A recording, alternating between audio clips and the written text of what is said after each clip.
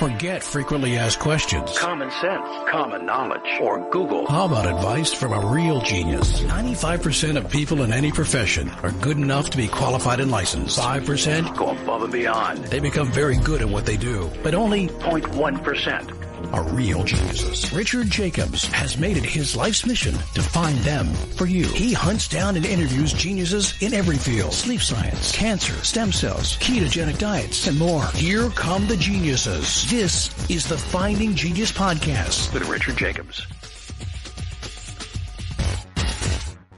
Before we begin, a note from our sponsor. I'm Richard Jacobs, Executive Director of the nonprofit Finding Genius Foundation and host of the Finding Genius Podcast. In late 2016, I was rear-ended at 65 miles an hour by a truck on the highway, which sent me off-road into a ditch. The impact of the collision gave me a concussion and other injuries. At the hospital, a CT scan showed that I had thyroid nodules, which turned out to be cancer. It was then, when I had a biopsy in my neck, that I realized even if I was a millionaire, I wouldn't want a second or a third biopsy due to the pain and the invasiveness of it. And appointments at that time for thyroid experts were 3 to 6 months out. And I was worried about dying now, even if that was irrational. So because of this, I've decided to raise money to conduct a literature review on steroids, on the causes of anxiety and depression, a condition that affects well over 50 million people in the United States and hundreds of millions worldwide. Our goal is to create a codex, a guide that reveals all possible treatments for anxiety and depression for people that live with the condition, or for loved ones that have it, as my wife and my son do. To find out more about our fundraiser, visit findinggeniusfoundation.org and click on current initiatives. And now, to our guest. Hello, this is Richard Jacobs with the Finding Genius podcast, now part of the Finding Genius Foundation. I have Alicia Trautwein. She's a founder of The Mom Kind. She's an autism advocate, a writer, and a motivational speaker. She's also a dedicated mom of 4. And we're going to talk about her own autism diagnosis and that of her 3 children, niece and brother, and her life's mission and all that good stuff. So, Alicia, thanks so much for coming. Oh, thank you for having me. Well, tell me about your journey and a bit about your history, and then, we'll come to present day when you're ready. Yeah, absolutely. So our story kind of is one of those complicated, backwards story. You would think me being the oldest child, I would have gotten my diagnosis first, and that's definitely not the case. And so my brother was diagnosed he was about 10 years old when he was diagnosed with autism. We knew something was going on, but we didn't have an answer for what. And that was 15 years ago. And so I had always, dealt with helping him, trying to figure out how to help him through different things. And when it came to my own children, I did see a lot of similarities. But I didn't have an answer for my children until my son was born. And I noticed that he behaved exactly like my little brother, having a large age gap between my brother and I was able to, interact with him as an infant growing up, seeing, how his behaviors and mannerisms were. And I noticed that my son was the same way. I noticed that, even when he was a breastfeeding child, he would not make eye contact. He would not look up. It's a normal thing that happens in those moments. And so we had a few red flags that kind of triggered here and there. And it was really from day one where I was thinking, my son's autistic. And it's, not common, obviously, for, especially for the first child being diagnosed in a household for a parent to know so early on. But we had, like I said, we'd seen through my brother, him growing up. Obviously, there were similarities with him and my daughters, but seeing it, just almost play out, the same exact way. And so we always kept an eye. And at an 18-month appointment, we did the evaluation, and he had, I think, 3 or 4 red flags at the time. So he was at that stage of, well, let's wait and see what happens. And by 19 months, so a month later, he had lost all words that he knew. There was probably well over 30 words, including mom and dad, and he lost them all at 19 months. Oh man, that's terrible. Yeah, it was a lot. And was there anything that happened that caused it, you believe, or did it just happen out of nowhere? It just kind of one of those happened out of nowhere. So we noticed that, he had stopped really, being able to verbalize anything. We were able to get him to learn new words, but it was definitely not the same pace that he was originally at. And so it took quite some time to relearn a lot of those words through speech therapy. But we know, obviously that's a big red flag when you have a regression like that. And it was out of nowhere. It was just woke up one day and noticed he wasn't saying the same things he had been saying. He had already been starting to communicate by dragging me places as opposed to pointing or asking for a specific food or something like that. He would just drag me to a location and I would have to sit there and try to figure out what he was trying to communicate. What food did he want? What toy did he want? Things like that. And so we got on the list to be diagnosed. It was about a 3-month wait list at the time. And at the exact same time, I was kind of really reconsidering my daughter's diagnosis. They had been seeing doctors as well since they were 2. And they never got a solid diagnosis. We had ADHD for one of them, but outside of that, it was general mood disorder was the main diagnosis that they received, just to have a diagnosis on file to get the medication that seemed to help them best. And I was like, well, let's go ahead and look at a different doctor, at least for one of them, because the girls were together, being 16 months apart. I felt like, well, maybe their symptoms are almost combined to the point that, doctors aren't noticing them as individuals anymore. Did you have an autism diagnosis yourself? Yes, is that what you said at the beginning? Yeah, I do, but I didn't have mine yet. What I want to know is, I haven't really heard many people talk about what it is like to be someone that has autism. Can you talk about that a little bit? Like, what was going on with you specifically that told you that you had an issue, and what does it feel like? And as you remember back to your childhood, were you affected back then, do you believe, or it was only recently? Oh, yeah, no, I was absolutely affected back then. And what really triggered me to really consider it was so my son wanted to get diagnosed. My daughter, the daughter that I separated to a different doctor got diagnosed 6 weeks later than my son. So we had, 2 autism diagnoses in our house within a matter of 6 weeks. And then my older daughter wound up a year later. And in that process of getting the last one diagnosed, we were really evaluating my childhood and what similarities. And their doctor and I spoke several times about things that, she noticed with my mannerisms, but things I also said that I did as well as a child. So my types of interactions with adults, I noticed that, looking back, it wasn't something common to do, but it wasn't anything different. Uncommon to me was I sat there and read the entire Encyclopedia Britannica and went through from A to Z, reading through that. And I read through it several times as a child. And that was just something that was interesting to me and I enjoyed doing. And I noticed that, my play really, if I look back on it, I never really had an imagination when it came to playing with toys. It was more reenactment of what I've seen other people doing, or reenact like a show I saw. Like, so it'd be, I watched the TV show, a cartoon, and then the toys, I would then reenact the exact same thing. So it was more of a repetition than it was individual imagination.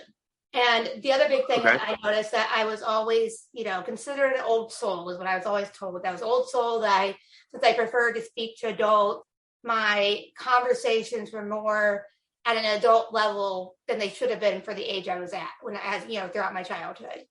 And so there were a lot of things that if I were born, 3 decades later, I probably would have got a diagnosis pretty quickly. But this time period difference, I didn't have a name. I knew I was different. I knew that I struggled to make friends. I couldn't understand how to make friends. And if I got them, I didn't understand how to maintain those friendships. And there was a lot of anxiety and bullying, things that I went through as a child that were more extreme than what a typical child would go through, simply because I didn't have an answer for what it was that made me different. All I knew was I was different. Almost, kind of that feeling of like, oh, I'm weird. There's something wrong with me, but not having an answer to what it was. And it wasn't until after my kids were diagnosed and I, went through the diagnosis process as an adult and kind of reevaluating all those childhood experiences that I realized, I'm like, oh, well, this makes sense. There wasn't anything necessarily wrong with me. It's just, I was autistic. I didn't have the supports I needed. And, that's it. It sucks that wasn't pinpointed as a child, but at least now I can look back and see it from a different perspective.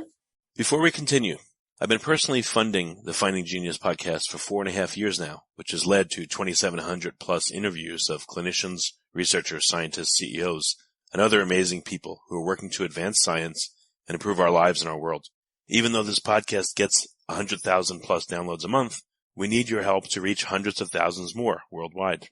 Please visit findinggeniuspodcast.com and click on Support Us. We have 3 levels of membership from $10 to $49 a month, including perks such as the ability to see ahead in our interview calendar and ask questions of upcoming guests, transcripts of podcasts you're interested in, the ability to request specific topics or guests, and more. Visit findinggeniuspodcast.com and click Support Us today. Now back to the show. But what is it like to be autistic? It sounds like, you're extremely high functioning. I guess, I hope that's the right words for it, but I know there's a spectrum of ability or disability, but like what insights can you give having or being someone that's affected by this yourself? Like what does someone that's not autistic not know about what's going on in your head or how you think? Yeah, absolutely. So when it comes to, and I appreciate that you right away, you're hoping that that's the right language. And when it comes to functioning labels, it's very hard in the autistic community to pinpoint the best way to phrase things. The main thing we try to say is support needs. So when it comes to being within my own home, my support needs are kind of lower. I don't need as much support because my routine is in place. I have things that I need. But when I'm out and about in public, my anxiety increases. There are, the way that I communicate, I am very black and white on how I elaborate things a lot of times. And I've had to learn to change that a little bit to try to give more context, because I will look at something so simply, I just get to the core of something. Okay, here's the situation. That's it. And I don't always take into consideration the emotions from the other people involved. And that causes, this disconnect between communication. So, where I'm feeling like, oh, I'm having a great conversation, the other person might not. They might think that I'm angry when I'm happy. I've had that happen. Even my own husband, we've had times where he's completely misconstrued how I was feeling because he was looking for those, the facial clues of, what somebody looks like when they're happy or they're angry, and the emotional, the tone of your voice and things like that. I wasn't angry at all, but he, based off my, facial expressions and my tone of voice, he was picking up, oh, she's angry about something. When the reality was, I was just trying to pinpoint, at the time, I think we were looking for the pharmacy hours. And I was just looking at something I just had a very blank emotion where I wasn't, emphasizing what I might feel on the inside. And so it was completely misconstrued. And that happens often in conversation, that it's kind of an interesting concept that, a lot of times you have 2 neurodiverse individuals, whether they're both autistic and ADHD, different neurodiversities. A lot of times they can understand the communication between each other just as easily as 2 neurotypical individuals, meaning people that do not have a diagnosis of any sort.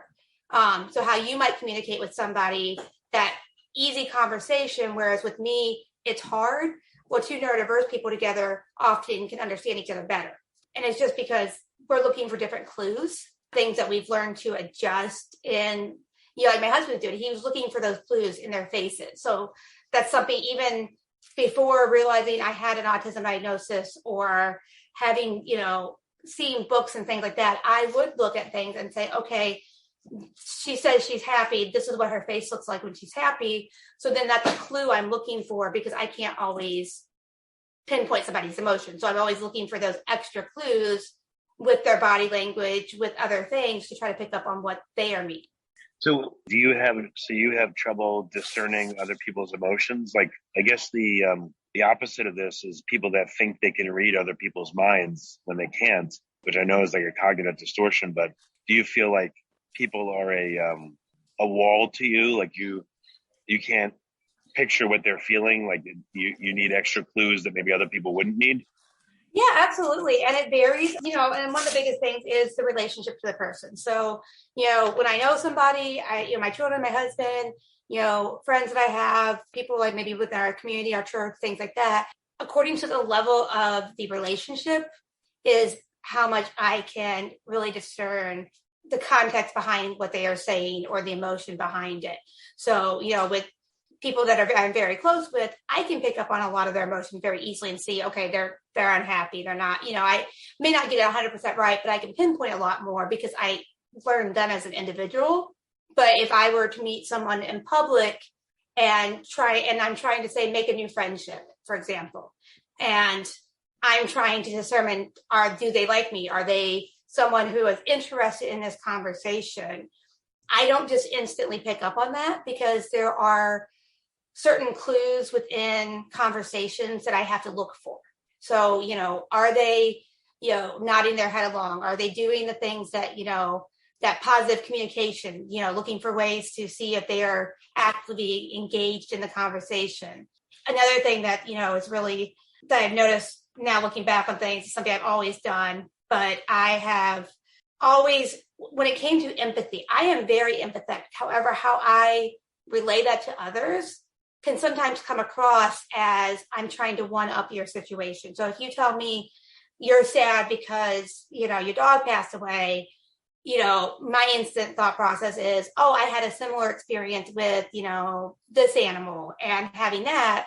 Whereas me, that's sharing my emotion that I can relate or I can empathize with you. Some people see that as a one-up situation. If you like this podcast, please click the link in the description to subscribe and review us on iTunes. With your kids having, I guess, similar issues, what kind of insights do you have that other moms and dads wouldn't have that are, that don't have autism? Like, do you think this helps you, or does it make it harder for you to work with your kids? For me, it makes it a lot easier. We have, within our home, we have 4 autism diagnoses, and then, my husband and my eldest has moved out since then because she's 19, but, they both have ADHD diagnosis. So within our home, we have people, even though we all share, either the same diagnosis or similar diagnoses, we're all individually different on how we react to things. And so I've learned to appreciate that what they are relaying, what I am interpreting from them, may not be accurate. So it's more looking at the full picture and taking those step backs that a lot of times parents don't see. They see their kids fighting about something and the kid's angry and breaking something. Their instinct is just, oh, that kid's in trouble because he's, breaking this. Whereas I look at it more of, okay, well, what got us here? Why is he reacting that way? What led us to this? And then taking those step backs to find, it might be that there's a miscommunication between the two of them. It could be that, somebody's hungry and they start talking to somebody at the wrong time and they just the wrong emotions at the wrong times. And so for me, it's been very helpful being able to really understand my own diagnosis and where I've missed those, clues and what people are looking for. I'm able to kind of take that step back and see it from both perspectives now. What kind of work are you doing with other families that are dealing with autism? What kind of resources have you created for them, and what kind of insights do you give? Yeah, so currently right now, I've done a lot when it comes to putting stuff out, online, giving quick resources for parents. Right now, I'm actually working within the local community, helping parents find the right resources for their kids within the school district and getting, IEPs in place, getting the help where they're not receiving it. Because a lot of times, when it comes to being a parent of an autistic child, as with any child, you're leaning on your educators to help find the right resources because you don't know what you're looking for. You don't know how to help your child. So you're relying on doctors and teachers and administrations at schools to really help you navigate those waters. Well, the problem is they get kind of lacking in those areas. So a lot of times parents don't even know how to ask for an IEP, let alone, what they need to ask for on that, evaluation for their child, what resources are going to help them.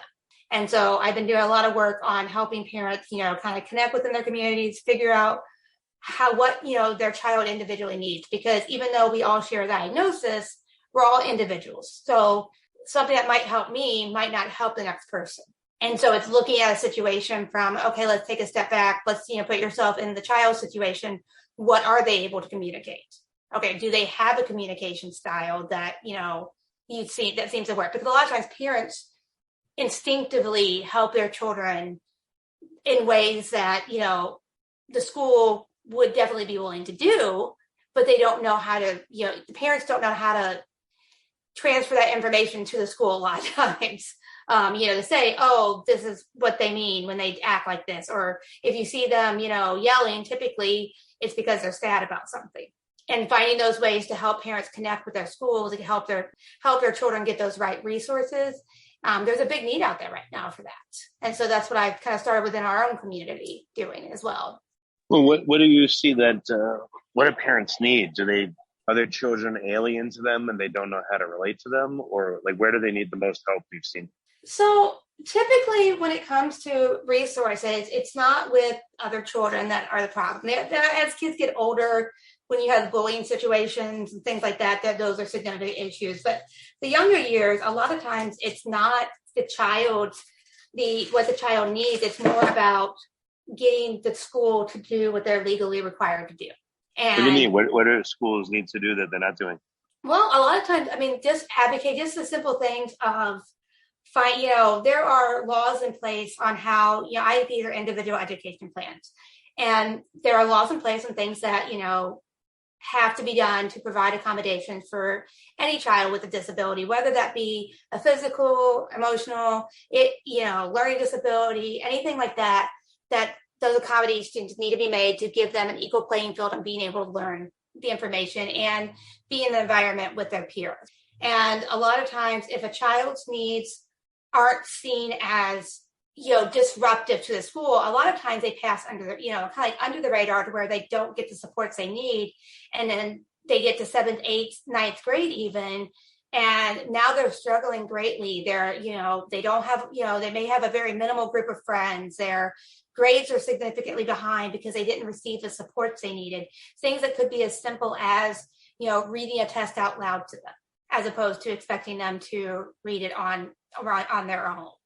Or providing, one-on-one attention for, social skills. There are classes within most school districts on helping kids learn those communication skills and how to interact with their peers. And that's a resource that's there, but often parents have no clue that those resources are there. What would these resources look like? What's an example or two of a resource that parents are not even aware of that a school can provide?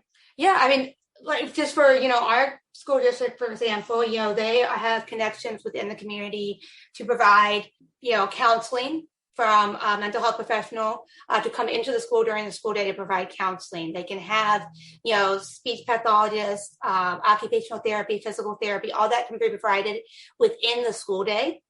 There are extra supports such as, especially as kids get older and the work, you notice like kids will always have all this homework they try to catch up on, right? And all this information. Well, one resource that can be provided is a 50% workload where a child that really struggles with getting that written stuff in and falling behind and getting overwhelmed constantly, to where the same exact assignment can be handed out to everyone, but a child with an IEP that struggles with that amount of work may only be required to do 50% of the work so that they can focus on the 50% that they are doing to, learn the skills actively the same way somebody else doing 100% of it would.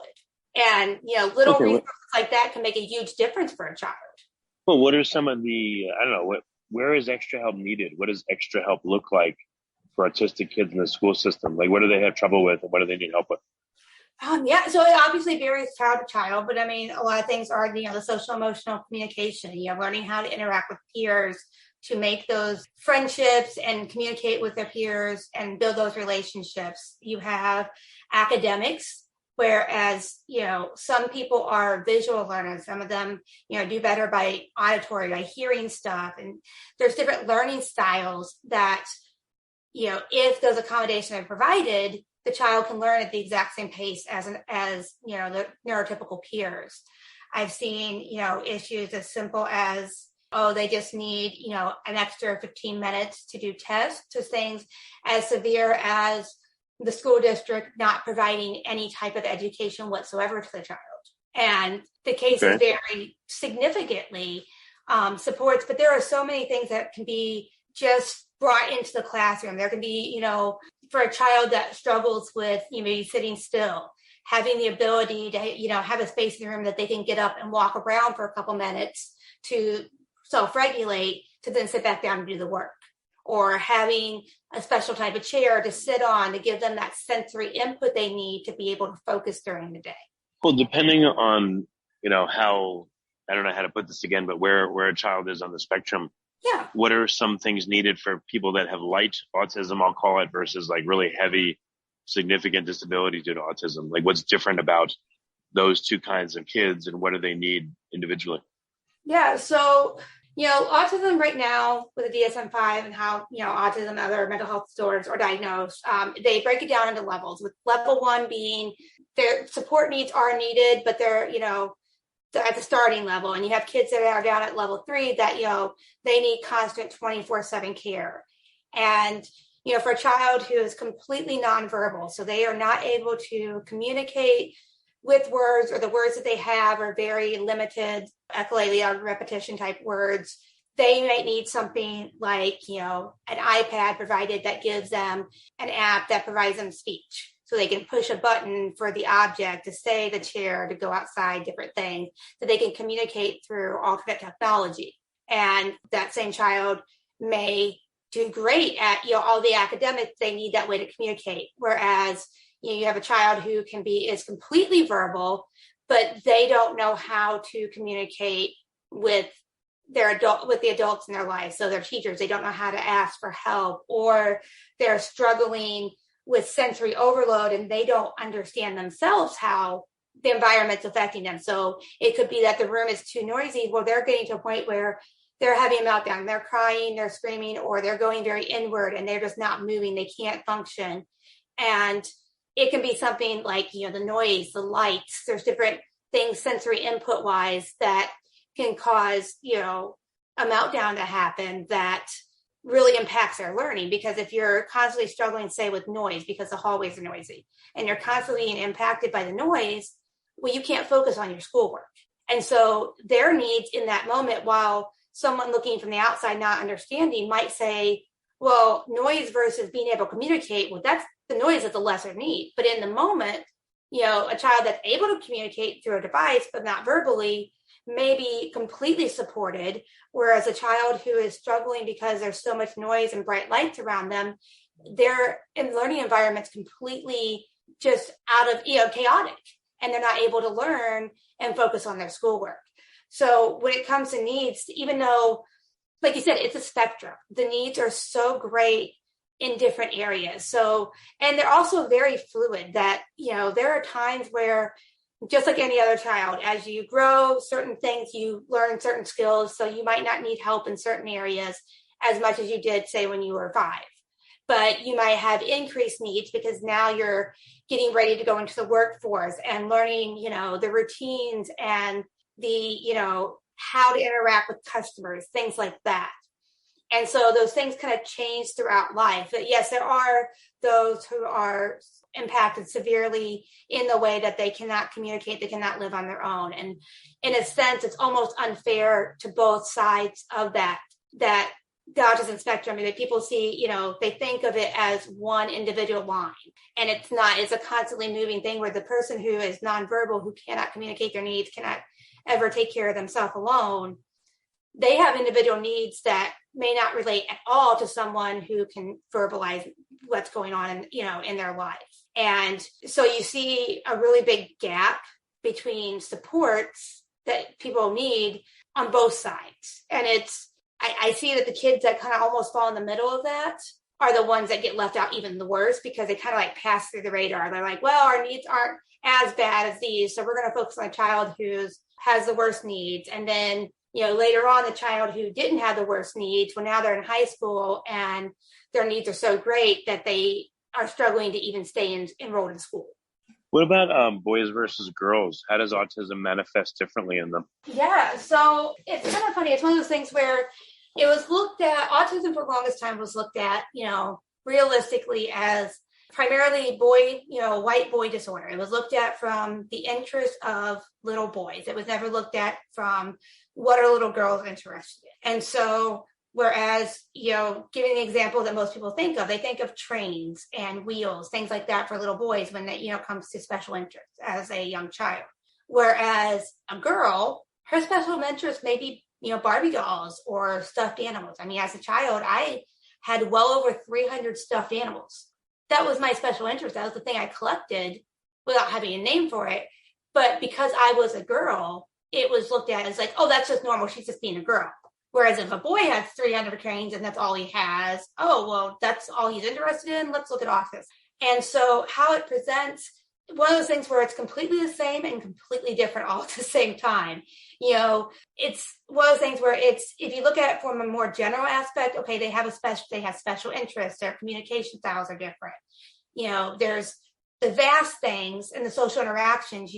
Girls are typically taught to be certain ways in our cultures, really, that we are taught, to, how we interact with adults. We're taught how to sit, what toys we're supposed to play with. And so we interact in a way that a lot of times passes in society as being normal or typical. When looking at it from a greater picture, you see the lack of, ability to communicate without, having a script. It's like when you go say hi to somebody, it's always, hi, how are you? Oh, I'm great. Even though maybe they're not great, that's the instant thing you're supposed to say, I'm great. What's commonly noticed between boys and girls when non-autistic people interact with autistic, boys and girls? Like, what's different about them?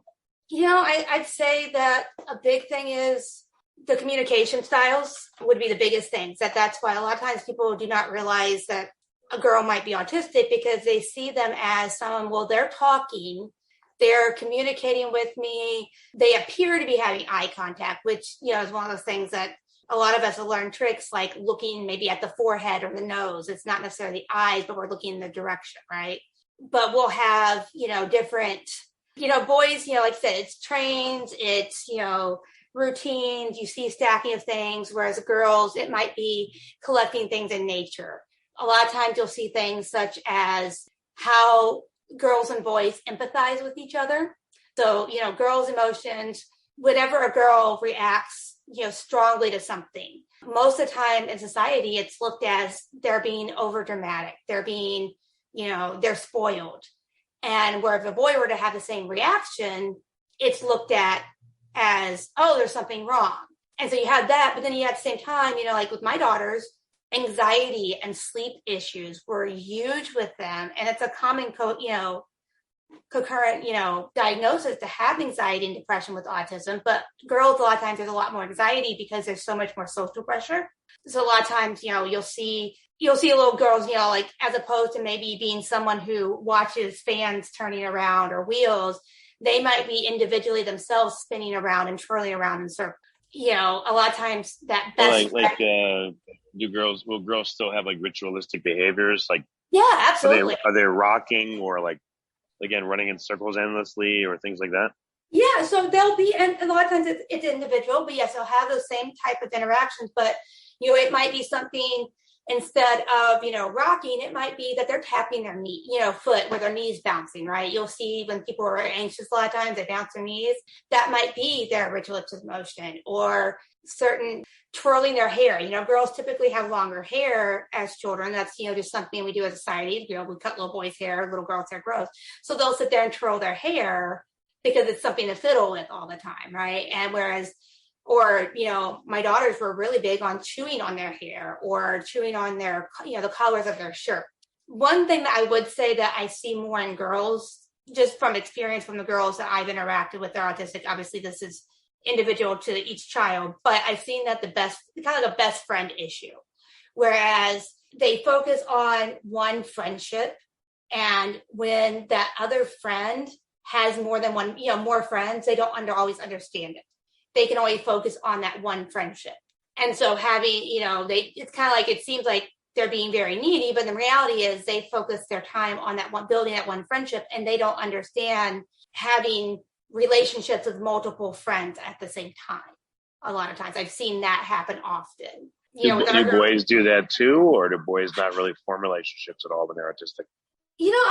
Everyone forms relationships, but it's displayed differently. A lot of times boys, it's more, there's such common things for boys to be interested in, no matter what, whether they have a diagnosis or not. So everybody buys their little boys Thomas the Train Engine when they're 2, and, or they get them, into cars when they're 3, 4, and, everybody likes Pokemon. And so there's something that they can talk about.